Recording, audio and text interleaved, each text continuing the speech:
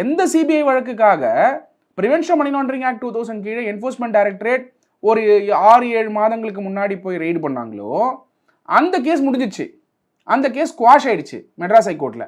ஆனால் அந்த ரெய்டு பண்ணும் பொழுது ஒரு இன்ஃபர்மேஷன்ஸ் மாட்டுது.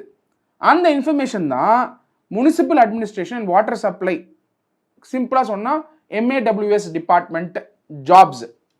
சரி, தமிழ்நாட்டில் பார்த்தீங்கன்னா திராவிட முன்னேற்ற கழகம் ஆட்சி ஃபார்ம் பண்ணும்போது பிரபு நம்மளுக்கே தெரியும், இன்ஃபேக்ட் ஆவின் டிபார்ட்மெண்ட்டை மிக அருமையாக பழனிவேல் தியாகராஜன் அவர்கள் டிஎன்பிசியில் கொண்டு வரணும்னு சொன்னார்.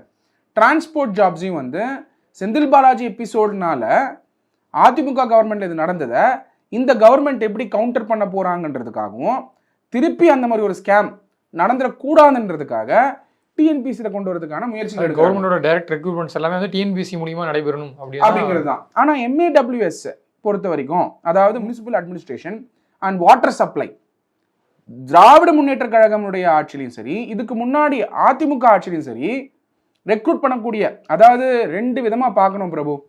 ஆட்சியாளர்கள் இப்போ வந்து நம்ம டிஎம்கேவா ஏடிஎம்கேன்னு பார்க்க வேணாம், அதே மாதிரி வந்து தமிழ்நாடு கூட பார்க்காதீங்க, எல்லா ஸ்டேட்டும் எடுப்போம். ஆட்சியாளர்கள் துட்டு பண்ணுறதுக்கு 2 தான் மெயின். ஒன்று, அந்த ஜாப் ஸ்கேம்ஸ் வந்து பரவலாக இருக்கும், கொஷின் பேப்பர் லீக் அவுட் பண்ணுறது, இந்த மாதிரி விஷயத்தை பண்ணி கரப்ஷன் பண்ணக்கூடியது வந்து ஹிஸ்டாரிக்கலாகவே இந்தியா ஃபுல்லாக நடக்கிறது தான்.